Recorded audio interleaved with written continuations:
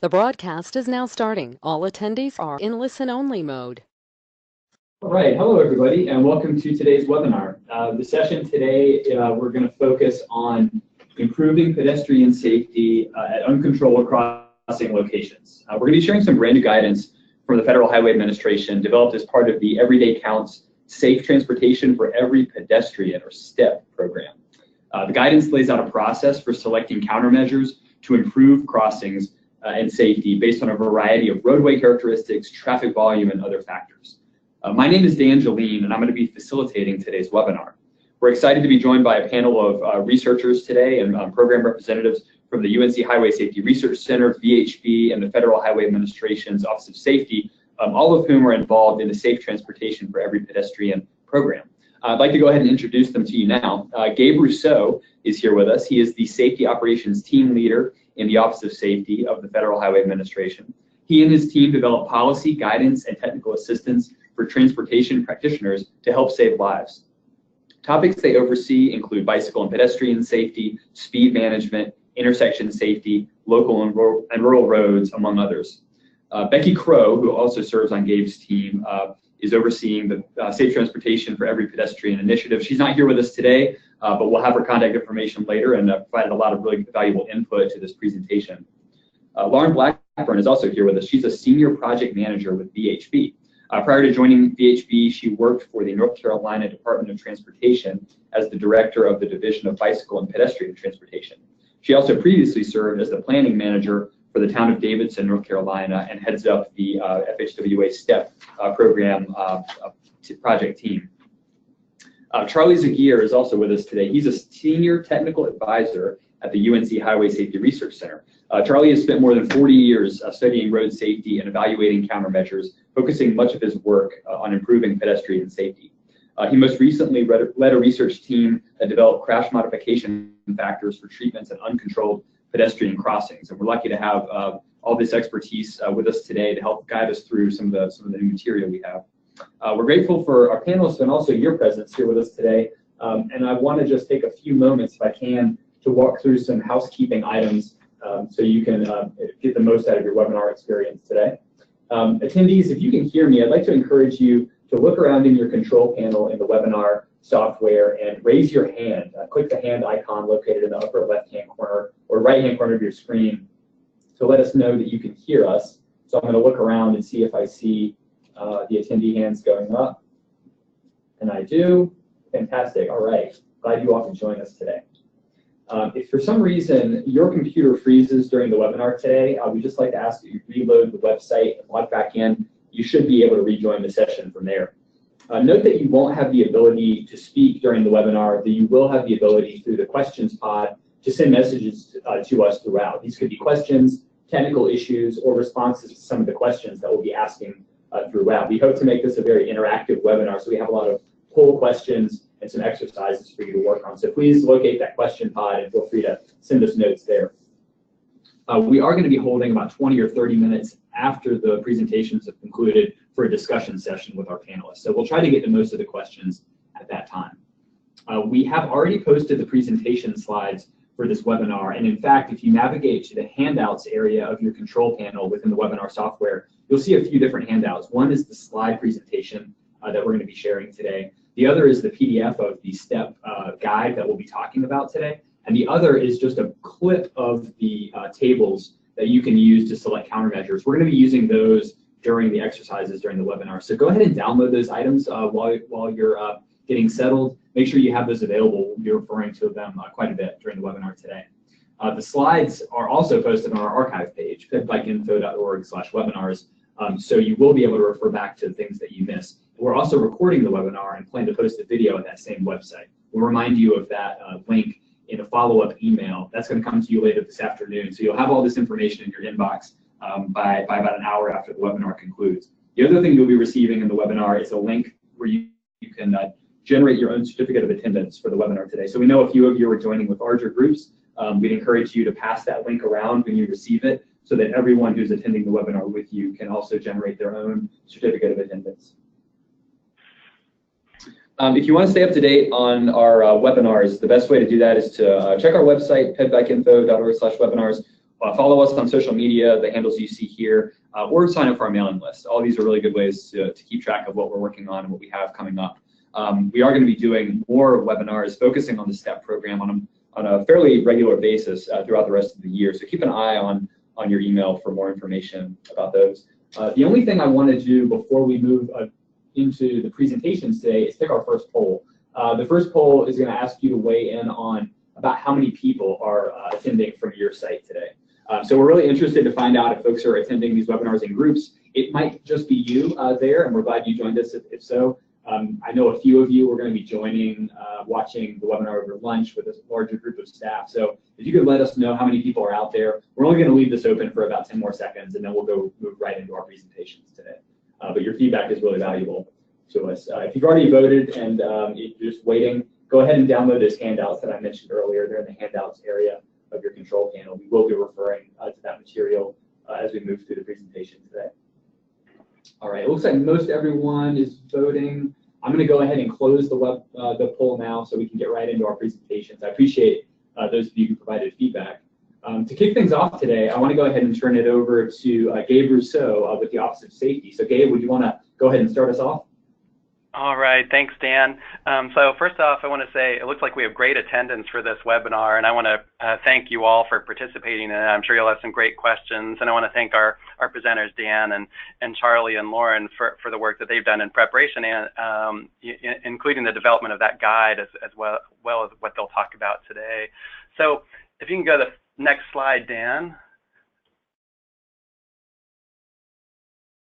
I want to sort of paint the context for why we've undertaken this initiative called Safe Transportation for Every Pedestrian.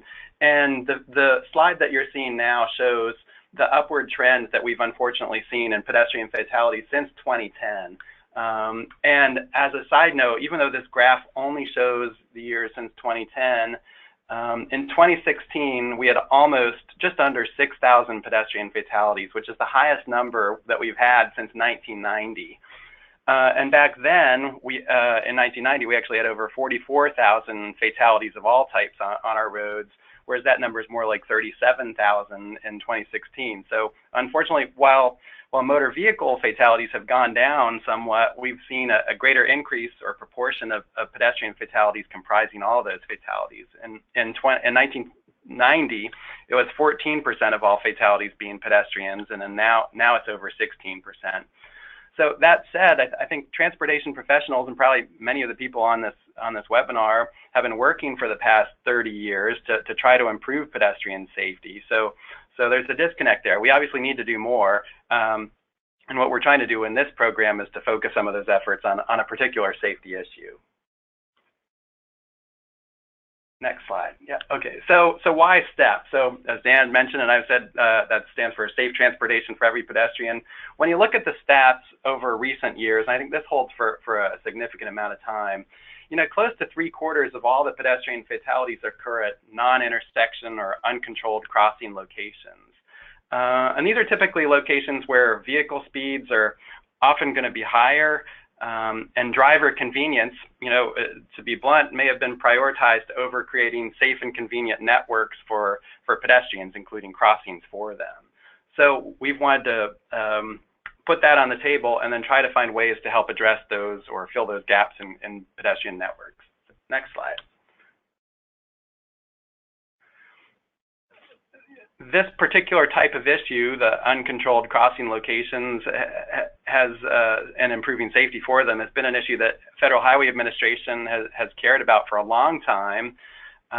We've been funding research and programmatic activities for a number of years on these issues. And back in 2005, actually Charlie on this call was an author of what we consider a landmark report that you can see on the left side of the screen about uncontrolled crossings. And in that report, there are some guidelines about conditions where you may want to consider particular types of safety features. So fast forward to 2018, that guide in 2005 couldn't answer every question or fill in every gap related to these types of crossing scenarios. And what we tried to do with the report that just came out and that you can download is fill in some of those gaps and provide more technical assistance on these particular topics. And that's really what you're going to hear about today during this webinar when I'm done. So next slide. So we're going to, Lauren and Charlie in particular are going to walk you through the step countermeasures that are listed on the screen. I'm going to just mention them in brief, but so I'm going to start with the second one for a particular reason. But so we got raised crosswalks, pedestrian refuge islands, pedestrian hybrid beacons, road diets, and then the top one, which is crosswalk visibility enhancements, which is a bit of a menu of a variety of different options. And you'll hear more about these, but these include high visibility crosswalk markings, parking restrictions, in-street crossing signs, curb extensions, lighting at nighttime to improve visibility for pedestrians, and advanced stop bars. So there's this is the batch of countermeasures that we packaged together to promote through the materials that you'll hear about today. There was another countermeasure which we considered as a sixth countermeasure in STEP, but this is the rectangular rapid flash beacon. But unfortunately, FHWA was forced to terminate their interim approval because the device is patented, and patented devices are not permitted in the manual and uniform traffic control devices. So if you want to know more about that particular issue, I'd suggest that you go to the MUTCD website or contact the MUTCD team at FHWA. And Dan is going to be providing a link to some recent FAQs or Q&As that they've put out that discuss the patent issue and where we stand with that. So that will not be the focus of this webinar. We want to focus on the countermeasures that can be used today to help save lives. And with that, I'm going to turn it over to Lauren, who will take the baton for the next part of the webinar. Okay. Thank you, Gabe. So as Gabe briefly introduced these countermeasures, what I'm going to do for you today is introduce a series of what we call tech sheets that better illustrate those countermeasures. And Gabe just mentioned the crosswalk visibility enhancements. This is really a family of countermeasures and treatments that improve the visibility of crosswalks at all types of roadway conditions. Crosswalk visibility enhancements include things like advanced signage and markings, overhead lighting, parking restrictions, curb extensions, and in-street signage. These are important features, and going back to the 2005 study, where we learned that it's important to add these other features, especially on multi-lane roadways, but they're really important improvements on all types of crosswalks as well. The next tech sheet, and all of these resources are available on the FHWA Safe Transportation for Every Pedestrian website, available for download as well. The next tech sheet was about the raised crosswalk. The raised crosswalk is a countermeasure that's more commonly found on two-lane, more urban cross-sections, but they're a helpful cross-section or helpful countermeasure to improve pedestrian crosswalk visibility, as well as just really slow down cars for pedestrians where they're crossing. And I'll point out that on these tech sheet visuals, we've also included insets where we show some signage options. In this case, we show the in-street sign as well as the warning signs in advance of those crosswalks. And of course, you want to always consult the MUTCD for more guidance to get more information about what types of signage are most appropriate at your crosswalk locations. Another tech sheet, the visual here for a pedestrian refuge island, again showing where in a three-lane cross-section we have an opportunity to install this raised median or island for pedestrians to have a two-stage crossing, especially on wider crossings. We show the signage options. We show other improvements such as accessibility improvements, such as the truncated domes for pedestrians crossing the street. So it's important to incorporate all of these elements into your crosswalk improvements. Yeah, 5-lane cross-section would also be a good opportunity to add the raised median island. Exactly. The pedestrian hybrid beacon. This is a treatment that has gotten a lot more, inclusion in many different cities and states across the country. A lot of the studies that Charlie is going to talk about later have looked at in detail at the hybrid beacon. And here we show, just as an illustration, what the hybrid beacon can look like in the field if you want to look at this, especially at multi-lane, higher speed roadways, but it can be used in a lot of different settings. And then lastly, the road diet. The road diet is, of course, the elimination or reduction of lane widths to incorporate other accommodations such as bike lanes. In this visual, we show how a 4-lane cross-section can be improved with advanced markings and signage, as well as other overhead lighting improvements. But if you go ahead and remove that 4th lane and incorporate a center turn lane, you can see that there's an opportunity here to include the pedestrian refuge island. So the step countermeasures are definitely intended to be combined to improve their effectiveness. And in this example, we can see how a road diet has, which usually is associated with bicycle improvements, has also the added benefit of shortening the crossing distance across travel lanes for pedestrians and improving their pedestrian visibility to drivers and pedestrians crossing the street. So these visuals are incorporated in those tech sheets. And let's maybe take a moment here and learn more about from you all which of these countermeasures that you've seen more often in the field, or maybe you know the least about. Yeah, so take a look at the screen. We've got a poll for you. Which of the step countermeasures listed below, and just given an overview by Lauren, is the least familiar to you right now? This could be, you know, just the one that you know the least about. It may be not a reflection of how much you're using them, but a reflection of, you know, which one could you use some more information about. So let's see what people select. Once this poll is complete and we've got a few more votes, I'm going to share the results with everybody, so you can kind of see what everyone else answered as well. Lauren and Charlie and Gabe, maybe I think you have your own ideas of what we might see be the winner here, but I'm also very curious to understand this one. Okay, a few more seconds on the poll. We've got a pretty good response rate so far. Let's see if we can get a few more votes and then we can close it. Okay, let's take a look at the results. Go ahead and close the poll now. Thanks for those who voted. Here we have it, and I'm looking at it on my screen here. Road diets. Oh no, I'm sorry. Pedestrian refuge islands were the least selected, which means I think people know the most about those, right? So, but the one that people, 42% said they knew the least about was a pedestrian hybrid beacon, PHB. So we're going to get into that one a little bit here. Raised crosswalks was the next least known about. So between hybrid beacons and raised crosswalks, there may be some more information we can provide about those. I was thinking people were going to say raised crosswalks personally, because that's not one that I'm as familiar with. Right. So yeah, that's good to know, because that will certainly help us in future webinars as well. Well, so back to the tech sheets. If you want to learn more information about any of these countermeasures, in this example, the pedestrian hybrid beacon, it's a 2-page illustrated tech sheet. On the front page, we have that graphic illustration that you can look at.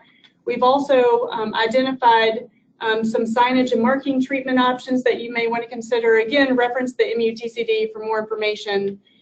We've talked about some of the safety issues that these types of countermeasures can best address, and how they can go about improving pedestrian safety in particular. So the hybrid beacon in this case, its benefit is that it serves as a traffic control device at uncontrolled crossing locations, effectively requiring that vehicles stop for pedestrians when they're using the device.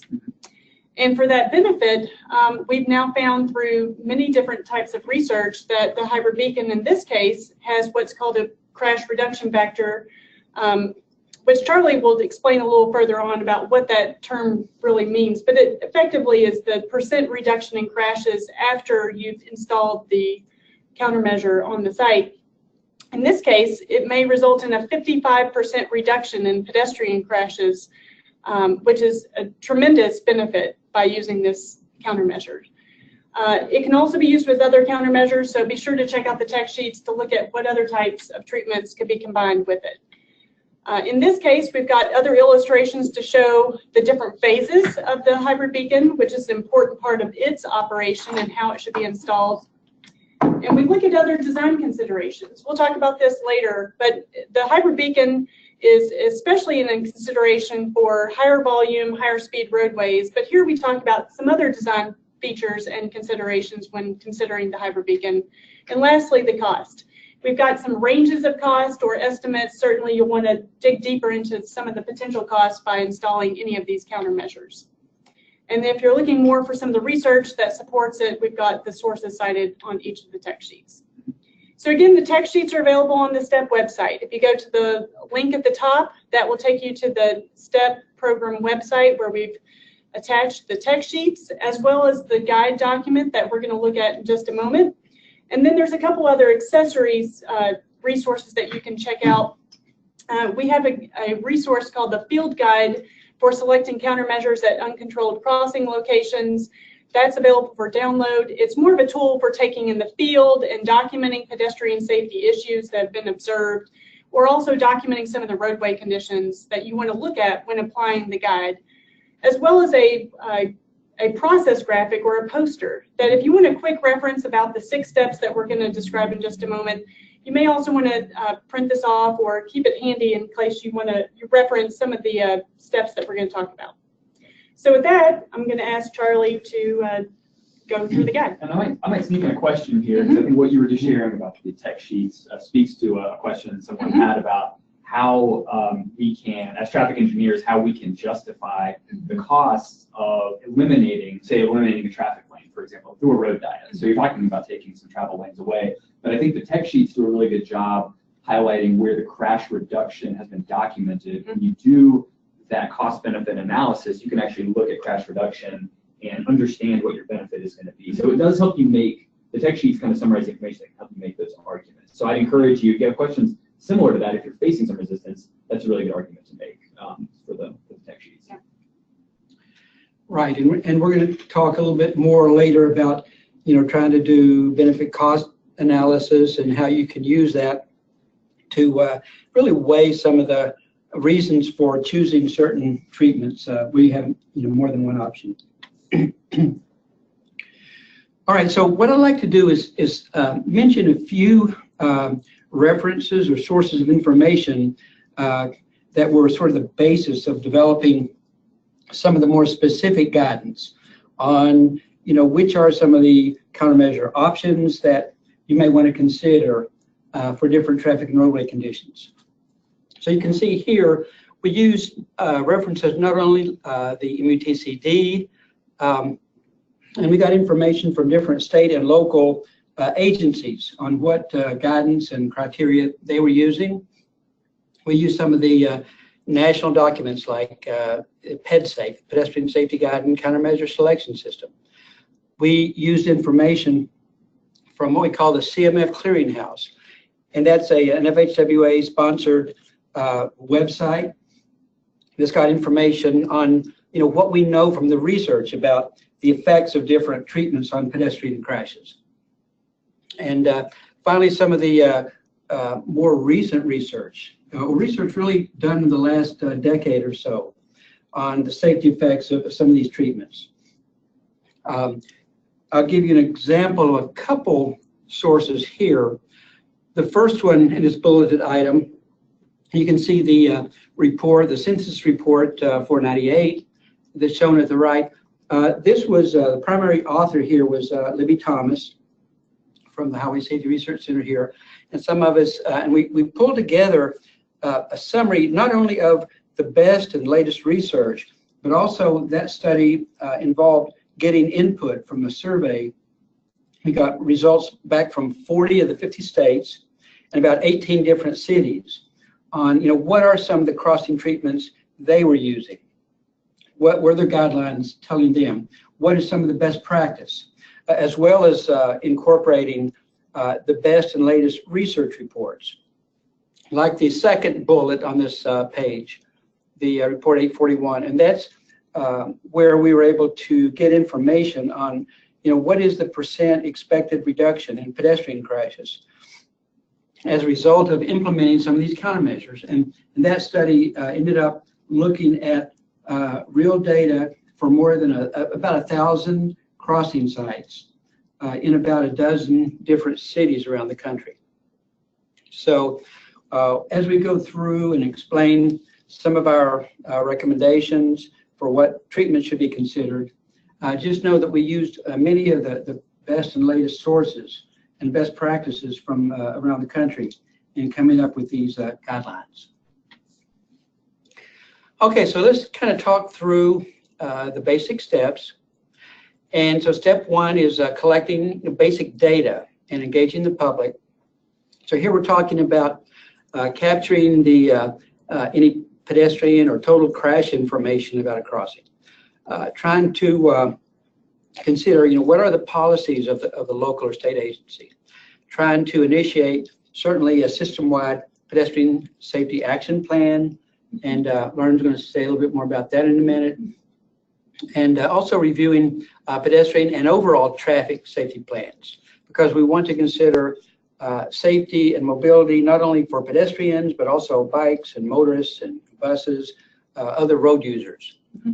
And certainly, in some cases, conducting a walkability audit so we can really, be out in the field and see what's going on, cross the street as pedestrians, drive through as motorists, look at the area and consider, the site conditions in making these final recommendations. And Charlie, just to add to the Pedestrian Safety Action Plan, if you're interested in learning more about that, FHWA has just released updated guidance on how to develop a pedestrian and bicycle safety action plan.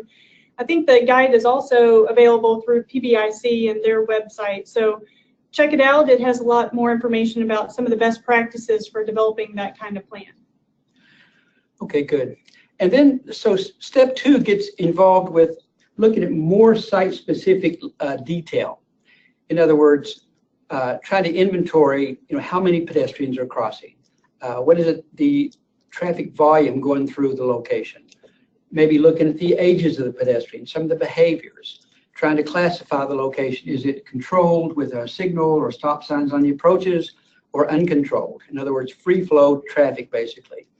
Trying to inventory other roadway characteristics. What is the speed limit? In terms of the number of lanes, and is there a median island there or not?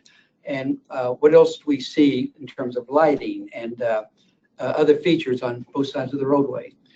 And certainly screening the location to analyze and summarize the pedestrian and other crashes. Is it a high crash location?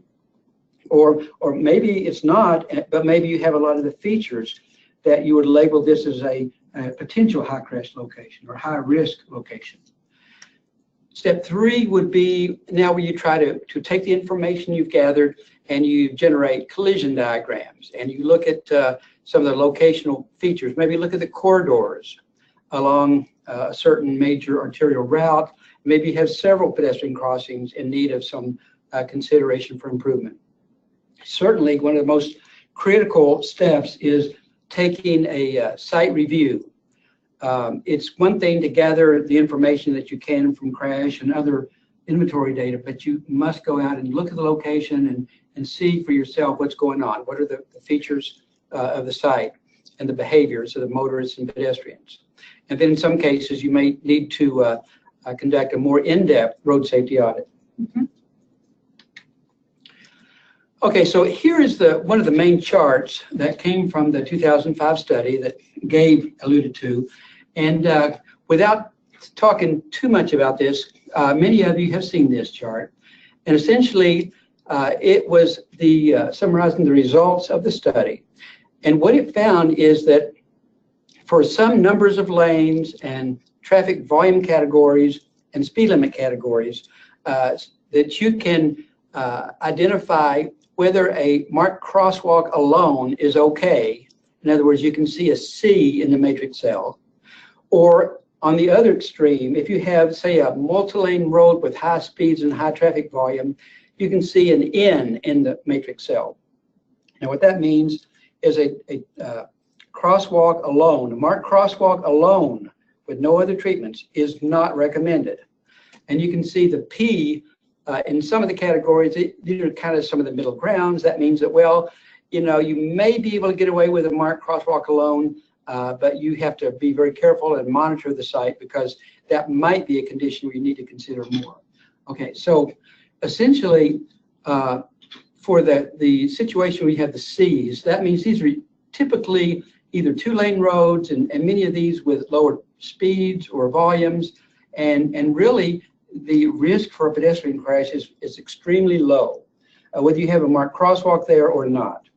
So we're not even saying you have to have a marked crosswalk everywhere, because the ones with a C, if you have it, it's fine and it may be useful, to designate where you want pedestrians to cross, preferred crossing location, but it may not be necessary for safety reasons. Now, the ends, what we do not want people to ever do is to use this chart as an excuse to take out crosswalks and say, well, gee, we had a crosswalk in a category that has an end, so that means crosswalk alone is not good, so we're just going to take out crosswalks. But I'll tell you that will not solve the problem, and in many cases, you simply taken out the only designation to show where pedestrians are crossing the street. And if pedestrians are crossing the street there, and it's, say, a multi-lane road, possibly with a moderate to high speed or volume, then you really do need to consider doing something more to really help pedestrians, because that's what we're trying to do here. You know, we're all safety professionals. We're trying to improve safety conditions for people that walk, whether they're school kids or seniors or you know, one of us is simply walking for a short trip. So because we want to encourage safe walking. So again, do not ever use this to simply as an excuse to take out marked crosswalks. Okay, so now let's get into this step 4. And what you notice is while that chart gave guidance on when or when not to use marked crosswalks alone, that's essentially all it did. It does not recommend when and where you should consider using other treatments. And so that's where we're really excited about this table. Many of you may be seeing this table for the first time today. And essentially, we've used the best information that we know about, that we talked about earlier, to put together this information in this table. So let me just run down. First of all, you can see we have different categories of number of lanes down the left side of the table, just like you saw in the last chart. You have speed limit and traffic volume categories at the top of the table, essentially similar to what we had before. But what now you have in the matrix cells are numbers, not C's or N's or P's, but you have numbers from 1 through 8. Each of these numbers corresponds to one or more pedestrian crossing treatments, that Lauren mentioned before. For example, number 1 is a combination of high visibility crosswalk markings, like ladder or continental style zebra, parking restrictions on the approaches, and also adequate lighting. So where you see a 1, in fact, with a black circle around it, in fact, you see a 1 in every single cell. That means that if you have a pedestrian crossing that you want to designate as a pedestrian crossing, that in any of these situations, you really want to strongly consider these 3 treatment options. It doesn't mean that all of them have to have lighting, for example, but they need to be strongly considered. If you have nighttime activity, for example, and or nighttime crashes, certainly you want to make sure you have adequate nighttime lighting. Number 2, raised crosswalks. You can see that these primarily are options in the upper left-hand part of your table, specifically where you have 2-lane and 3-lane roads, and especially under the lower traffic speed and lower traffic volume categories. So you don't have raised crosswalk as a normal option into a lot of different situations, mainly lower speed, lower volume 2-lane. Number 3, this is where you have your advanced yield here or stop here for pedestrian sign and marking. Number 4 is the in-street pedestrian crossing sign. That's the one that Lauren showed that said, stop here or yield here for pedestrians, placed in the middle of the street. Number 5 are curb extensions. Number 6 are pedestrian refuge islands. 7 are pedestrian hybrid beacons. And number 8 is a road diet. And now for a road diet, typically you would not simply decide on a road diet for just one crossing, but that would generally be for a corridor along an arterial route, for example. So if there are other reasons for allowing and recommending narrowing down, let's say from 4 lanes to 3 lanes, and it would also benefit some of your crossings along that route, that's where a road diet would come in handy. And oh, by the way, I'll mention some other numbers and sort of where you may see them in the table. So the yield here for pedestrian sign, number 3, you can see we have a 3 in every single cell, some of the cells are particularly important that you strongly consider installing the advanced yield. You can see where there's a dark circle where you have higher volume, higher speed, multi-lane situations. The number 4, the in-street pedestrian crossing sign, you can see mainly for the 2-lane and the lower speed, lower volume. The curb extension, number 5, these are an option pretty much anywhere. You don't see them with a black circle around them because there's not a lot of literature that shows a strong safety benefit from those, particularly if you only used like one of them in isolation. But along a corridor where you have a number of adjacent pedestrian crossings, let's say at unsignalized intersections, installing curb extensions may be an option. And again, it's a local decision. Number 6, the pedestrian refuge islands. We found this to be certainly beneficial in reducing pedestrian crash risk, but it's particularly of benefit on multi-lane roads, undivided, certainly, 4, 5, 6-lane roadways that are undivided. The research shows that having a raised median island between the opposing directions of traffic can certainly reduce pedestrian crash risk there. And number 7, the pedestrian hybrid beacon. This has been found to be effective. Lauren mentioned the 55% reduction in pedestrian crashes, and certainly more effective on the multi-lane roads, but even for some 3-lane and 2-lane roads, there's some reasons and situations where that might be a consideration.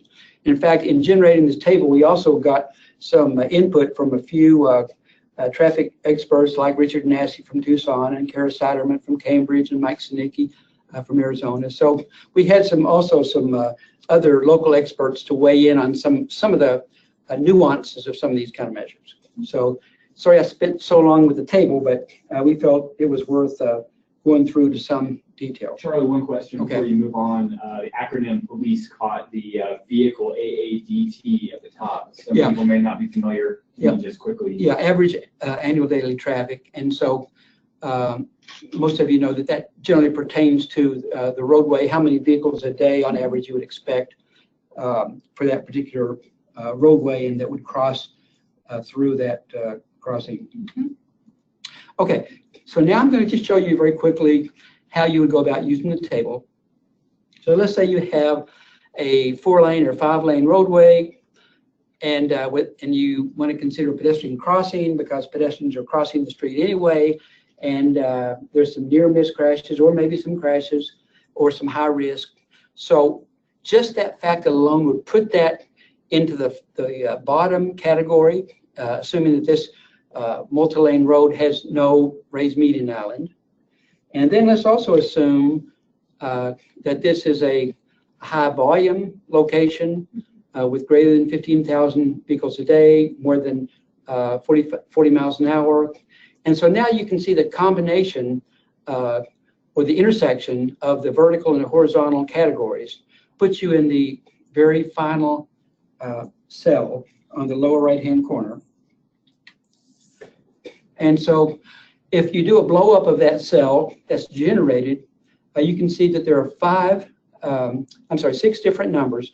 4 of those numbers have a dark circle around them. So that means countermeasure group number 1, the 3 I mentioned earlier, number 3, which is the advanced yield or stop, number 6, the pedestrian hybrid beacon, and number 7, refuge island, 7, the pedestrian hybrid beacon. Those are treatments that we recommend you strongly consider if you're going to have an established pedestrian crossing at one of these locations. Now you can see the number 5, which is the curb extension, and 8, the road diet. These are also options that you may want to consider as well. Now, does this mean that you must go in and install all 6 of these treatments? No, it doesn't. This is to kind of put you in the ballpark, to tell you what are some of the treatment options that have been found in the research and best practices as being certainly reasonable options to consider. So we want you to take these options and then look at the specific site conditions, like what is the traffic, the volume of pedestrians, what are the ages of pedestrians, how much does each treatment cost, what are your local policies, look at the MUTCD, and take into account many other factors that you have to weigh in order to make a final determination of treatments. Also, maybe looking at benefit cost ratio, depending on the funding source that you want to use. Okay, does everybody understand that this table is really not to tell you which treatments you need to go and spend your money on tomorrow. It tells you what are some of the options that have been found to be reasonable and beneficial to pedestrians, primarily from a safety standpoint that we found. So we kind of put it all here in one place. Okay, so once you come up with that group of treatment options, we have another table, kind of a secondary table that says, well, but every site is different in terms of what are the types of problems that you're having. And so this table is intended to sort of maybe help along the lines of looking at the conditions at that site and maybe the crash types as well. So that, does this site have conflicts at the crossing location? Does it have excessive vehicle speeds? Is there a problem with adequate visibility between pedestrians and motorists, or between motorists and the crosswalk itself? Are drivers not yielding to pedestrians when pedestrians are trying to cross the street? Or the final category is there insufficient separation between pedestrians and traffic? In other words, that may be an indication you need a median island or a road diet. So you can see that depending on if you have one or more of these conditions that exist at your crossing site, you can maybe highlight the conditions that you're having, and then that may lead you to a subset of the treatment options that you found in the previous table. Okay, does everybody see that? Mm-hmm. Okay, so let me turn it over to Lauren to kind of go through an example or two now. All right, so we're going to apply these tables. And while I'm going through these examples, and we have two examples, I think it would be great if you could give us some of your initial thoughts about the countermeasures that you find might be applicable to these situations as well. So in the chat pod, go ahead and discuss as a group while we're walking through this, and type in some of the countermeasures that you think may be most appropriate. And then after we've gone through each example, Dan will give us a high-level summary about what he's seeing in the chat pod. So in this first example, this is a roadway, a 4-lane undivided roadway in Winchester, Virginia. It's a mostly a suburban type arterial roadway that we see in a lot of different communities. It has very high volumes, around 19,000 vehicles per day, and its posted speed limit is about 35 miles per hour. So these are important factors that we're going to look at when we look back at Table 1. And then we also know something about some of the pedestrian crashes that have occurred along this corridor as well. 2 of the 5 recorded crashes in the last several years occurred where the driver did not yield or failed to yield or had some other illegal action on the part of the driver. So that tells us that maybe this is an issue where they did not have adequate visibility of the pedestrian. And then also we've noticed that about 3 of the 5 crashes occurred during the daylight hours. In many cases, it's still important to include overhead lighting, but this may tell us that visibility at night is not the major issue here, but still, again, we want to encourage overhead lighting in general. So going back to Table 1, we've looked at the volumes, we're looking at the speeds, and that takes us to the cell that we've highlighted here. And as Charlie mentioned, we have several different options listed. Those in the black circles are those that we would encourage you to strongly consider as options for countermeasures, and then looking further into some of the safety issues. So here what we've noticed is that the high visibility crosswalk markings, including adequate nighttime, but maybe more so the visibility issues in general with the marking types, as well as including advanced yield and marking signage ahead of the crosswalk would be helpful. We'd also encourage you to look at a pedestrian refuge island or a hybrid beacon as some other options for this type of roadway. And then looking at Table 2, again, what we know from the crashes is that vehicle speed or the drivers not yielding to pedestrians may be some issues at play in this situation. So looking again at those options we identified in Table 1, we can focus it a bit more towards the crosswalk visibility enhancements, especially high vis markings, advanced markings and signage, and then also taking a look at the refuge island and hybrid beacon as other options. So before we move on to the next example, what did you all say? So we've got several recommendations for the pedestrian hybrid beacon. That seems to be a popular choice. Let's see, road diets came up a few times, 2 or 3 recommendations for road diets. A couple mentions of the crosswalk visibility enhancements, but I'd say the road diet keeps coming up time and time again. I think that's the most popular one so far. Yep. Yeah, that's a good example. And of course, there's a lot of other information that you'd need for considering things like a road diet as well. But I'm glad to hear that there's folks who are able to use the tables and think about some of the options. Can you go back, Lauren? I'm sorry to delay. Go back one more. There was a question about some of the red boxes that were highlighted and maybe just breaking down the thinking about which ones, why we picked these. So, you know, of course, as Charlie mentioned earlier, it's going to be really important to visit each site to get more information. But in this hypothetical situation, based on what we know about the posted speed limit and other studies about the severity of crashes that pedestrians incur when they're hit by drivers, this may indicate that this type of roadway is a situation where the vehicle speeds may be a significant factor. So that's why we looked at the category of excessive vehicle speed as one of the safety issues that we're considering. But of course, you'd want to do something like a safety study or a speed study along the roadway to understand more about what's happening along the corridor.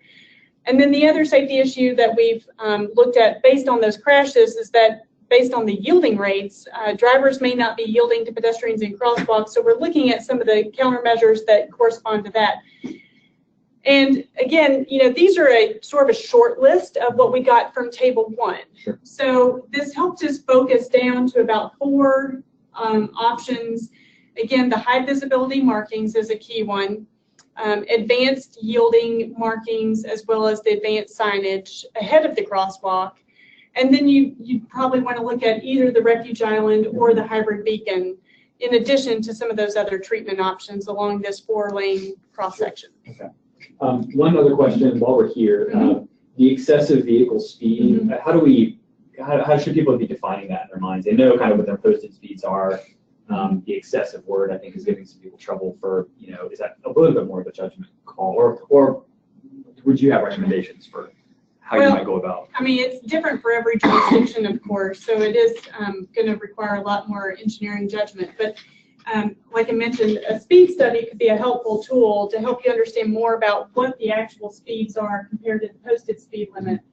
And I think, you know, in many cases, communities are looking at their corridors in general and reconsidering what their posted and actual speed should look like moving forward. So I think there's this is definitely a case when you're considering speed as a critical factor, you want to do a lot more research. Right. Yeah, I would add too that the high visibility crosswalks are certainly important here. If you're going to designate a pedestrian crossing and you're on a fairly high-speed multi-lane road, I mean, you want the driver to be able to see the crosswalk markings from fairly far back. And if they're going, you know, 35, 40 miles an hour or more, it's going to take them longer to stop than if they were going, you know, 20 or 25. So certainly that's an important consideration. And having the refuge island gives the pedestrians a lot easier crossing. So they only have to worry about really traffic coming from one direction at a time, and hopefully the motorists will stop or yield to pedestrians. But under the volume of close to 20,000 vehicles a day, I mean, certainly a median island is important, and that's where you might also want to check with your METCD to see whether a pedestrian hybrid beacon is justified. I know cities like Tucson tend to, you know, really, you know, have a kind of a rating system for when and where they install pedestrian hybrid beacons, because on higher speed multi-lane roads, some pedestrians may really need help. They need some kind of device to stop traffic so they can get across the road safely. Okay, great. Good. We've got another example I think we're going to walk through, right? One more. So this is a very different context. This is a 2-lane undivided roadway more of an urban context than the first example. The volumes are much less. They're around 7,500 vehicles per day. The posted speed limit is lower. It's about 25 miles per hour. And the crash history is also different. About half of the crashes, half of the 6 reported crashes, were also due to drivers not yielding to the pedestrian, but also about half of them occurred during daylight hours. So there's a significant crash history here that should be considered when looking at some of the safety issues. So again, we looked at all those factors and we've looked at where they correspond on the table, and it takes us up to the upper left-hand corner. This looks like what we may want to consider mostly, and first and foremost is including high visibility crosswalk markings, as well as in an urban setting like this one, this may be a great opportunity for looking at parking restrictions on the approaches to the crosswalk to enhance that visibility, as well as including a raised crosswalk. So the speeds are a lot more conducive here for incorporating raised crosswalks, as well as things like curb extensions and maybe refuge islands, which in combination can also help slow speeds if the speeds are much higher than the posted speed limit or otherwise deemed to be excessive. And then some other options are other signage treatments, as well as the in-street pedestrian crossing sign. And then, like we did on the first example, we took those options and now we're trying to find a way to kind of focus in on a few more select options. And what we know here is that, again, the drivers have a history of not yielding to pedestrians. So we've looked at some of those options as a more focused set. So again, what that takes us to is, high visibility crosswalks and advanced signage and yield signs, in-street signage, raised crosswalks, curb extensions, and parking restrictions. And, there are a lot of options here. So I don't know if you all had an opportunity to chat and submit some of your ideas, but Dan, what'd you see? Yeah, the responses have come in, they mirror this list. So people got all of these, this exact list. So I think they're following the process for, how to come through, this, this issue. Some people sort of incredulous that in this condition, you're still having issues with yielding. It seems like the speeds would be low enough, and it seems like it would be an area conducive to encourage more yielding just with the speeds and the density. Right. Well, and one thing that we haven't mentioned as much, but is also a very important consideration, is looking at pedestrian volumes. That's come up a few times, and I wanted to raise that topic, especially people are bringing it back to talking about warrants for things like pedestrian hybrid beacons, and that was a big, Charlie, calling back to your 2005 study, that was a big input to the tables was your peak hour pedestrian crossings or some metric of volume of crossings. So how this guidance may handle, how you may consider crossing volume within this guidance. Yeah, well, and I think as Charlie mentioned earlier, this is a first step. So, you also want to collect pedestrian volume information and also information about where the pedestrians are crossing. In this situation, you may have public transit with bus stops on either side of the roadway, and that's usually a great opportunity for looking at crosswalk improvements as well. So certainly you need to take a look at those as additional factors when focusing your countermeasure selection options. And again, looking back at the MUTCD, which provides additional guidance on especially things like the hybrid beacon, looking at pedestrian volumes and speeds and other criteria as well. And I think an important point people are bringing up, this is a picture, there is a picture of a signalized intersection off in the background. We're talking more about these kinds of corridors in this setting. So sorry to confuse you there. We're not talking about adding these treatments to a signal. That's beyond the scope of this particular guidance, right. Yeah, good point. Yep.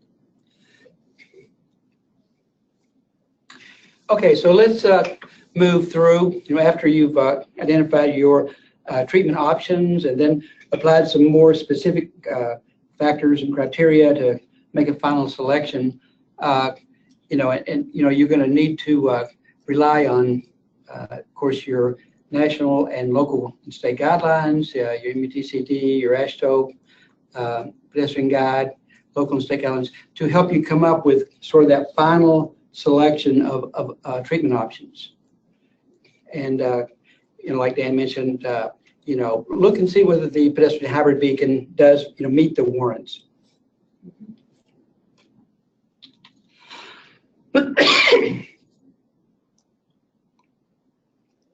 Okay, so step 6.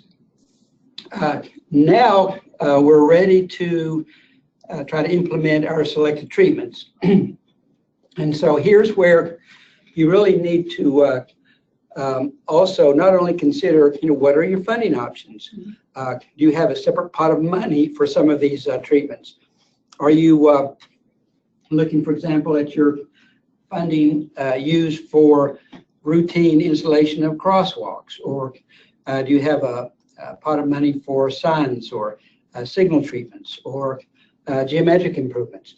Or might you consider pedestrian crossing treatments as part of a corridor project or some larger project that's also like a road diet project where you're going to resurface the roadway and all the factors are conducive to narrowing down from 5 lanes to 3 lanes, for example, or from 4 lanes to 3 lanes. And now, as part of that treatment, you can also consider some other crossing treatments. So looking at opportunities for implementing, these kinds of crossing treatments, with existing funding pots or in conjunction with other projects. And again, some of these projects may have been initiated from motor vehicle safety overall.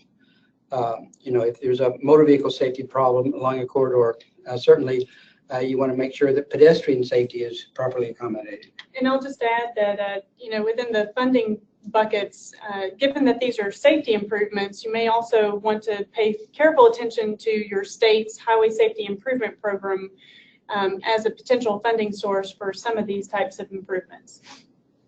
Very good.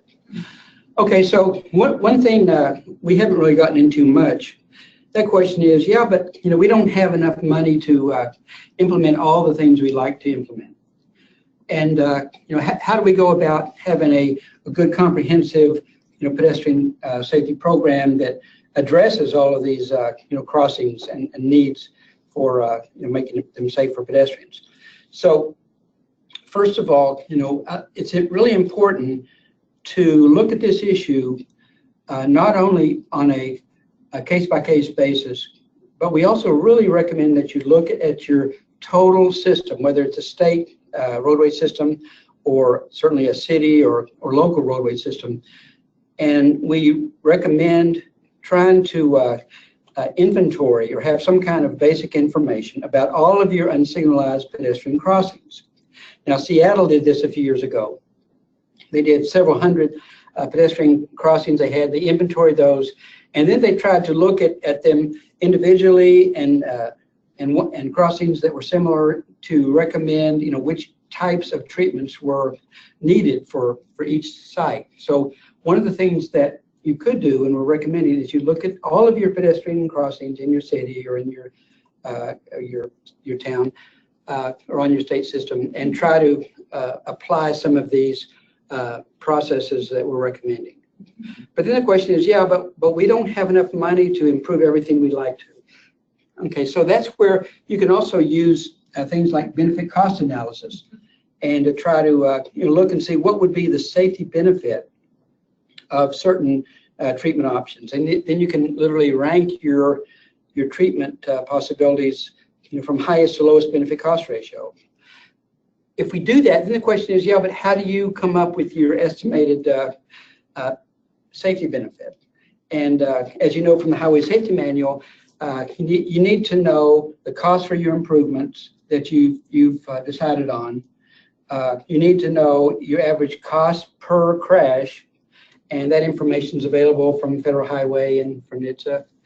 But you also need to know something called the crash effects, the crash reduction factor, or the other term that's used is the crash modification factor. And what that is based on the research that's been done on some of these pedestrian crossings. There has been sort of what we call an established crash reduction factor, which is the % reduction in pedestrian crashes expected from a given treatment. So let's say that you were to have 10 pedestrian crashes at a crossing or at several crossings, and you'd expect to reduce your crashes by 20%. So you'd expect to have 8 crashes during the after period. So your crash reduction factor would be 20%. Your crash modification factor would be 0.8. So a 20% reduction in crashes corresponds to a 0.8 crash modification factor. So just to get the terms straight. And then you'll find in your step guide, we have a CRF CMF summary table like you see here. So you can see for every one of the countermeasure options that we talked about today on the left side of your table, we have given you columns for the expected crash reduction in percent, or 25% for the first one, for example, which corresponds to a CMF of 0.75. And what's the basis for that? Well, that would be for pedestrian crashes. And then the last column, we give the study or the study author that the information came from. So if you want to, find, the expected crash effects for one or more of these treatments that you're considering for a given crossing, you can go to this table and you can pick the CMF and combine that with your cost per crash and your discount rate and your service life for your project and your number of expected crashes per year before the treatment, and then find the expected after crashes, and then come up with an expected benefit as a result of your treatment. And then using that information with the project cost, you can come up with a expected benefit cost ratio.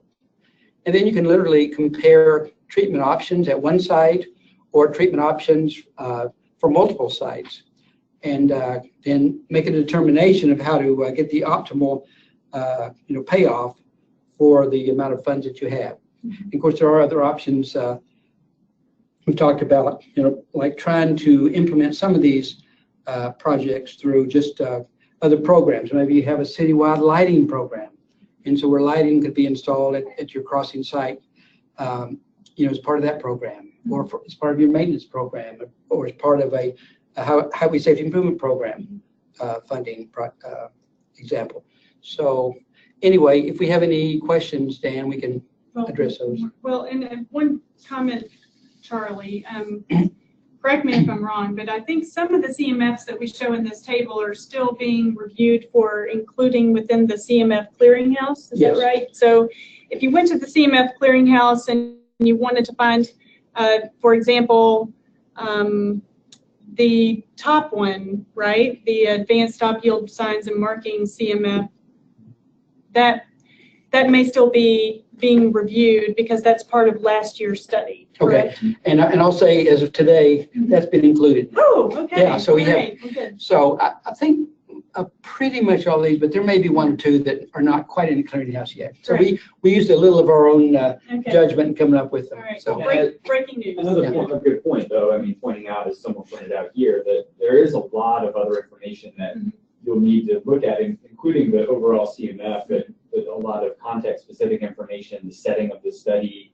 We talked a lot about this, Charlie, in that last webinar we did about where CMFs come from. You want to look closely at the research to determine, what kind of sites did they use and where is it most relevant and applicable. So, yeah, definitely a good reminder to follow the references that are pointed out. They're also in the tech sheet. Someone was asking about where does this research come from. Every tech sheet, I think, has the specific study that resulted in the CMF. Check that out, and we try to interpret the results well in the guide, but there's a lot of useful information there in the original work. Right. yeah, and if you go to the CMF clearinghouse, you're going to see maybe for a given treatment, you may see several studies, and some of them are 3-star studies, and some may be 2-star or 4-star, and so obviously we try to get the best quality of study that was available for a given treatment. Right. All right, so rounding it out, Charlie just talked a moment ago about the importance of taking an inventory of your pedestrian network and the crossings, especially at uncontrolled crossing locations. So we've developed that field guide I mentioned at the beginning. It has some worksheets that you may consider using as a way of recording information about those crossings and roadway conditions. It also includes definitions for these different countermeasures we've discussed today, as well as some MUTCD references to the different treatments, especially around where the signage recommendations are included in MUTCD, in case you want to learn more about where to find those specific references. And before we move on, I think what we want to do is check in with you guys and see if you could answer a good poll question for us. Yeah, so we're talking about inventory, so we're interested in hearing from you all about which of these items you currently have an inventory of. So you can pick as many as apply to you, so feel free to pick most of them if you want. But we're asking about sidewalk inventories, maybe those are fairly common.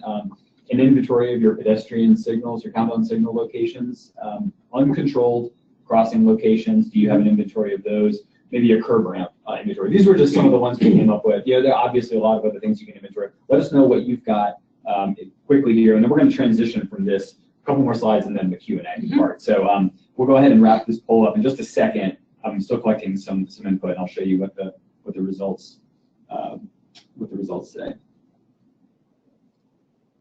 A few more seconds on this. Okay. Thank you very much, everybody, for your input. Sorry to rush through that one, but let me show you what the choices, what it came down to. So sidewalks were the most common. 50% of folks said they have a sidewalk inventory. Curb ramps, 46% of people have or agencies have a curb ramp inventory. Pedestrian signals, 44% of people have a signal inventory. Uncontrolled crossing locations, though, only 15% of folks on the line have an inventory of uncontrolled crossing. So does that match maybe what you'd expect? Yeah.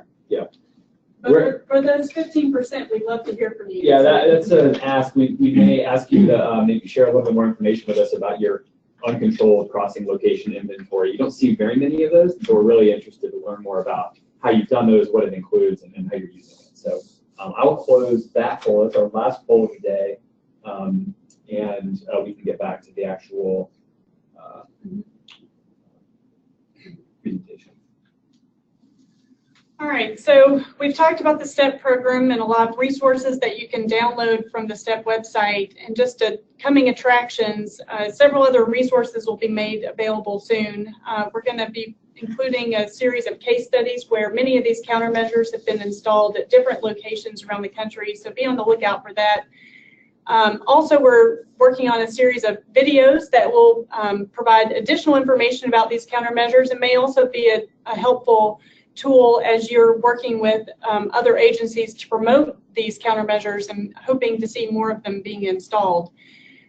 Many of the states, especially those on the phone call today, may be involved in STEP's action plan meetings where we're working very closely with the states to develop strategic plans for implementing these countermeasures more so in the future. So these documents will really help guide more implementation moving forward. And then lastly, but not least, we'll be having more of these webinars throughout the spring and summer of this year. And we're definitely looking forward to learning from you all about some of the topics you'd like to hear from as we have future STEP webinars. And I think, Dan, in the post-webinar survey, you'll be asked a question where you can give us that very feedback. So we definitely would love to hear from you about what specific topics that maybe we briefly touched on today or things that we didn't talk about that are related to pedestrian safety at uncontrolled crossing locations, what more we could dive deeper into, and then a series of workshops and planned road safety audits at a number of locations. Yep, absolutely.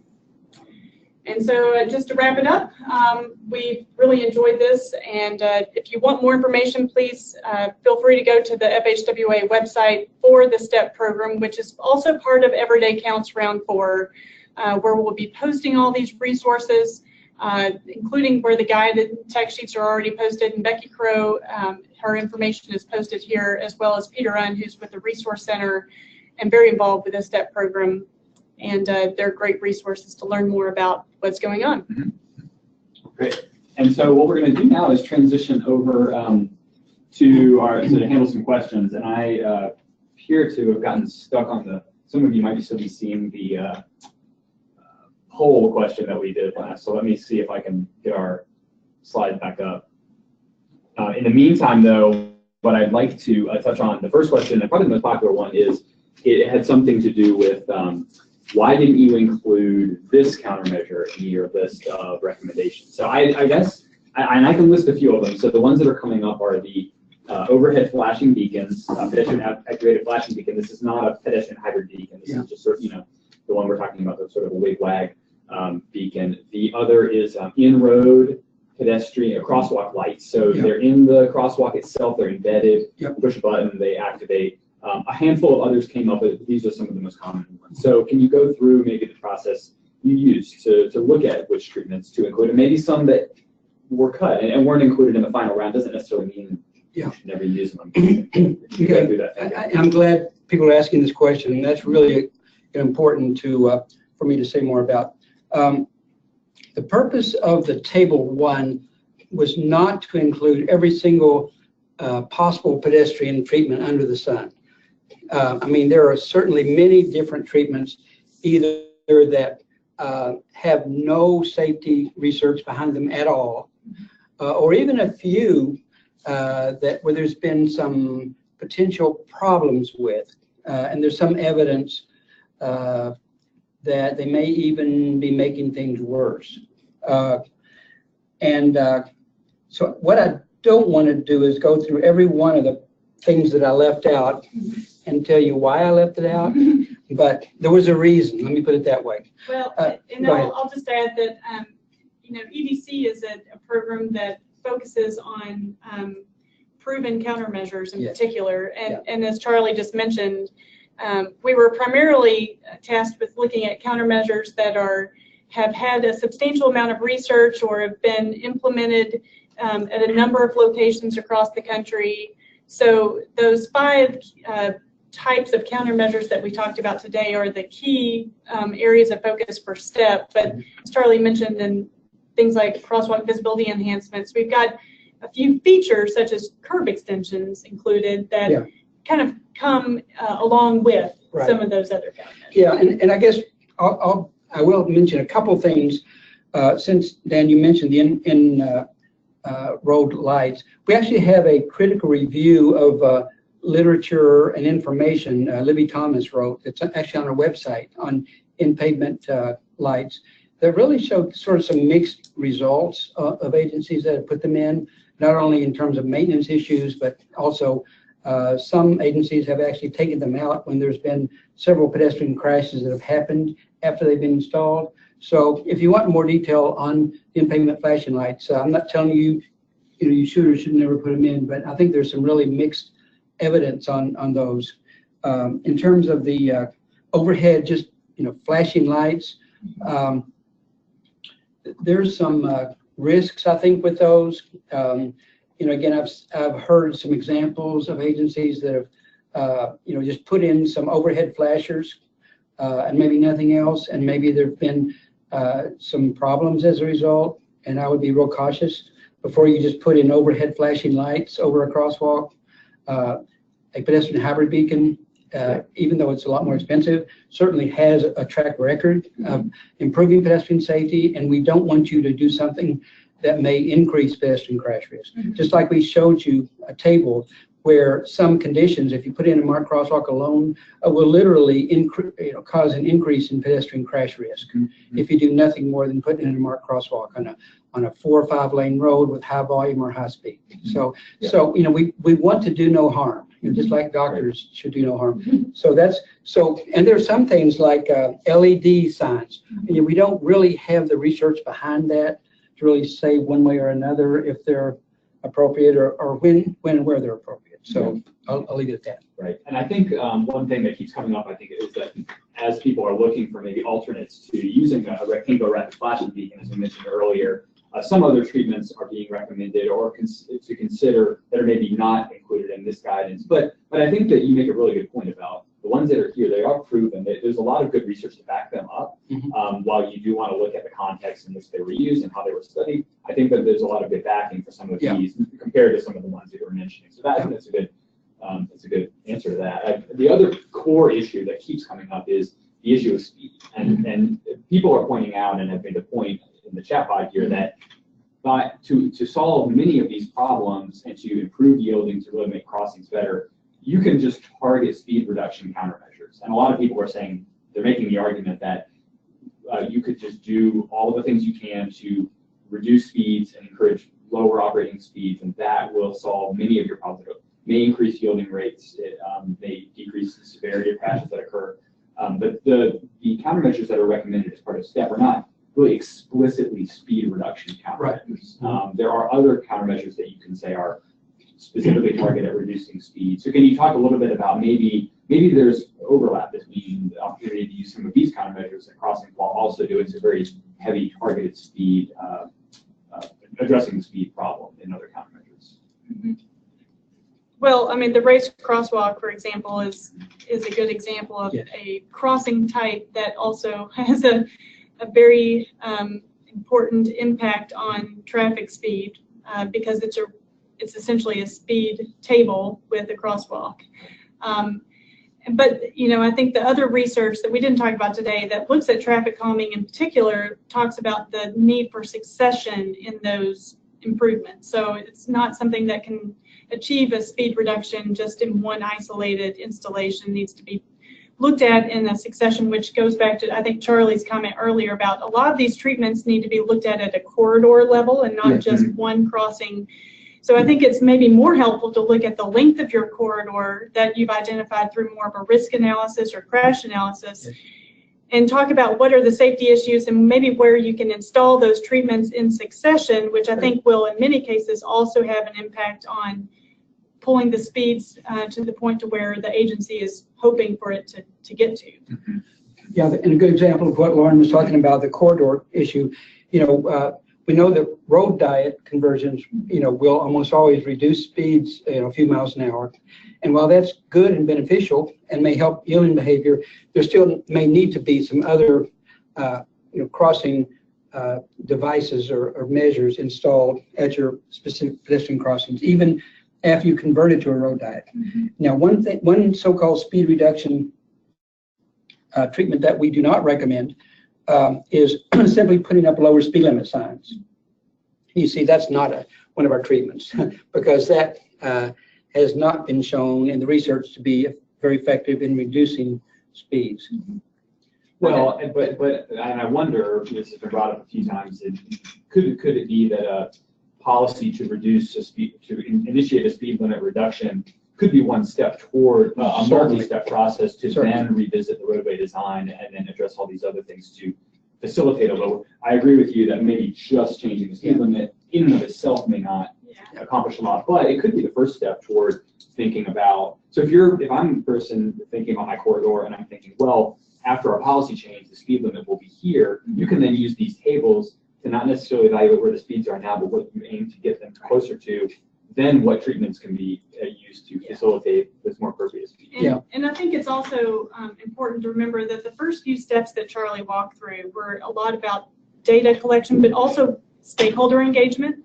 Yeah. So early on, before you've even gotten to identifying your priority corridors or what treatments you want to install, I think this really speaks to the need to include other stakeholders like law enforcement into the conversation, conducting field visits and maybe even looking at road safety audits, because that could help identify more specific safety issues or speed issues that may lead to some of these countermeasures. They may lead to a whole different set of treatment options or law enforcement strategies. Mm-hmm. Yeah, I know that cities like New York City that, you know, changed their citywide speed limit, you know, lowered it by 5 miles an hour. I mean, that kind of thing certainly can be beneficial in conjunction with, you know, other physical treatments like we talked about. Mm-hmm. One question probably came up a few times. Yeah. The different types of crosswalk markings themselves, you don't really get, from what I remember, you don't get as close into detail on those, but talking about the high visibility, continental style markings versus the parallel lines. Is that a good resource maybe to get back to the original 2005 studies and useful information there? Well, the 2005 study did look at different crosswalk marking patterns. We did not find, that study was not able to detect significant differences between the marking patterns, but there have been a couple other follow-up studies I'm aware of, actually one in New York City and I think one in San Francisco, that did find a benefit to pedestrian safety from having some variation of high visibility. In other words, you know, the ladder or continental style or zebra compared to just parallel lines. Mm-hmm. So, you know, there's some research behind, you know, saying that can be beneficial, you know, especially if you want to establish a pedestrian crossing on a higher speed or multi-lane road, or in an area like a school zone, or area where you really need motorists to be able to see the crosswalk. Okay.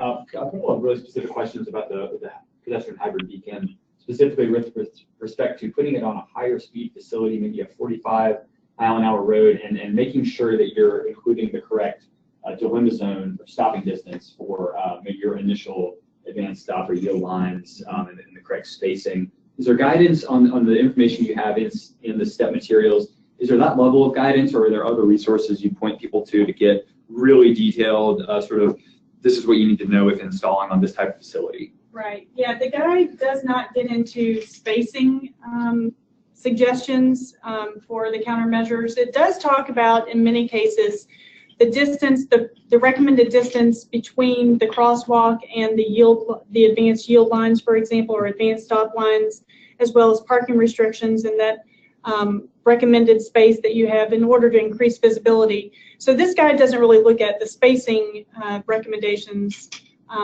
but speed is definitely a major contributor into that. So looking at what the stopping distance would be for drivers to be able to come to the complete stop, as well as looking at the visibility distance to a controlled crossing or a controlled stop, such as a full stoplight condition would also be an important criteria. I don't know if you have anything else. Good. Yeah.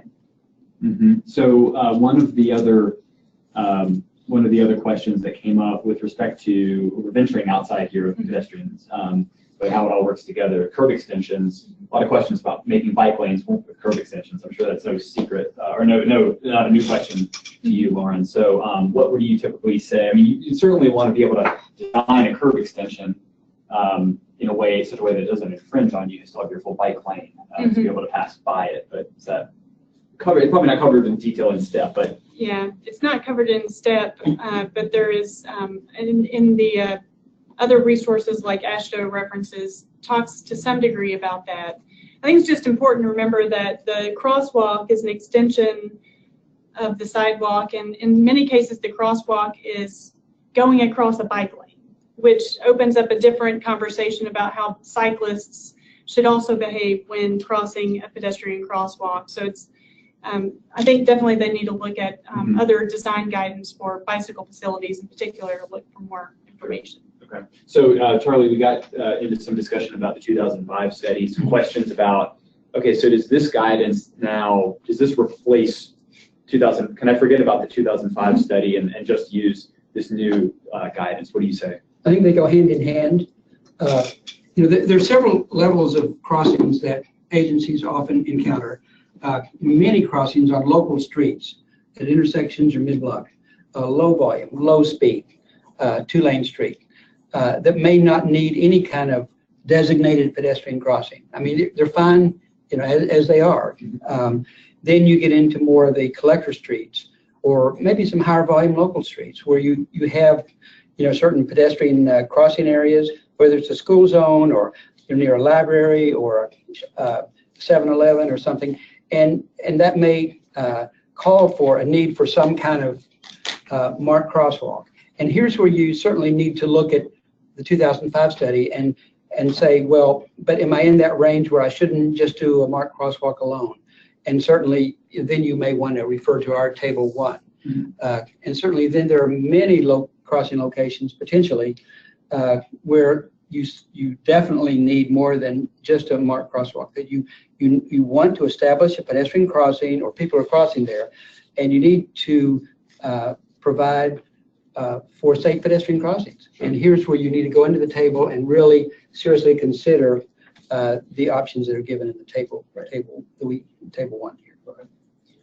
Gabe, we've been doing a lot of talking over here. I just wanted to check in with you and see if, from your perspective, you are overseeing a lot of this important material coming out, and any view on maybe where you direct some folks' attention for their next reading after the webinar is over, where what you see as some value in all this. That's great, Dan. Yeah, thanks for the opportunity.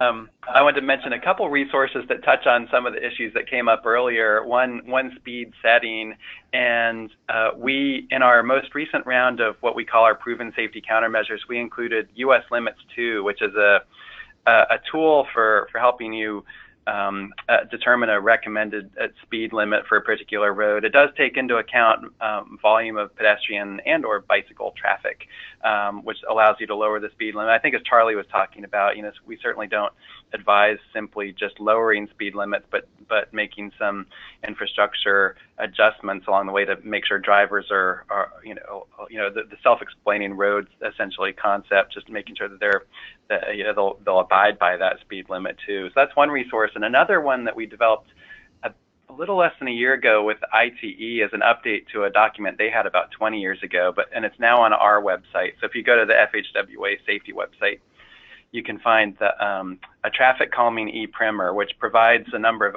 additional traffic calming measures that could be used to assist in getting drivers to not speed. And it pays particular attention for each of the countermeasures to pedestrian and bicycle roadway use.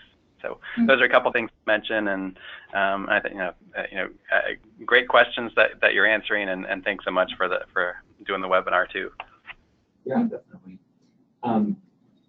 I wonder if you all have recommendations for people who may be watching this webinar, maybe downloaded the resources and the tool and the table for the first time, who may want to have conversations with their state DOTs, with others that didn't attend. What do you recommend is the first step for starting a conversation about using some of this new guidance? Is it passing it on in an email and suggesting they read it? How do you see agencies approaching? Because you're working with a lot of states and maybe local agencies to get this into practice. What do you see as some good tips for getting it into actual projects? Right. Well, I'll go back to the first couple steps that we talked about, which are, again, bringing different stakeholders around the table. And I'll mention that tool that we briefly touched on, developing a pedestrian safety action plan. I think that's a great venue for bringing different agencies together to talk about a strategy moving forward, because it starts off with collecting the data, identifying priority sites, and looking at some of the countermeasures using the tables like we've talked about today, because I think it's through that collaborative process that you would be able to best agree on what types of countermeasures make the most sense. So I would certainly encourage folks to look at developing a plan like a pedestrian safety action plan or something like that to get deeper into working together and identify some countermeasures. Great. Charlie, any words of wisdom for those embarking on starting these conversations and using this stuff? Well, just two quick things. One, that 15% of agencies that do unsignalized crossing inventories, just to repeat what Dan said, please let us know who you are, because we may want to follow up with you and get some more detail. And just one other reminder, on that table 1, that's to be used not at every single uncontrolled intersection or mid-block in your city. That's to be used if you want to consider putting in a designated pedestrian crossing. In other words, if there are pedestrians, crossing at a location, either mid-block or intersection, where they need some kind of help or some kind of facility to assist them, then this is where you go. But there are many locations in your town that are, like I said, low volume, 2-lane, low speed roads that you don't necessarily need any kind of designation. If there are no safety problems, if there are no risks, if there are no near crashes, and they're operating safely. So this is really, we're getting into situations where pedestrians really need help, and it's up to all of us to try to, provide for safety of our pedestrians. Because like Gabe showed you, it's kind of a losing battle right now. Pedestrian fatalities are going up at an alarming rate, and so anything you can do to help pedestrian safety is really much appreciated, I'm sure. Well, we'll leave it there. Thanks very much, Lauren and Charlie and Gabe. Thank you for the webinar today. I'm sorry to say that that's all the time we have for questions. We could probably go for another 30 minutes with all the questions that came in. So I know that we didn't get to everything, and I apologize for that. We don't have time today, but we do have more webinars coming up, and that gets me to the survey that you're going to see as soon as you close out. We'll ask you, among other questions, what would you like to see us cover in future webinars? That's a great place. We're going to look right to that list when we pick topics for these future sessions. So don't hold back. Let us know exactly what you want to hear. Let us know how we did today. and any other comments you want to leave, we'd be glad to read those too. Thanks everybody for spending time with us today. I'd encourage you to keep an eye on our website for future webinars. Again, the archive information, your certificate of attendance, all this other information is going to come to you this afternoon. We hope to have the recording of the webinar posted by tomorrow. So that'll be up on that same archive page. Thank you again to Gabe Rousseau, Lauren Blackburn, Charlie Zagier for your presentations today. And thanks to all of you for attending today's webinar. And I hope you all have a great day. Thank you.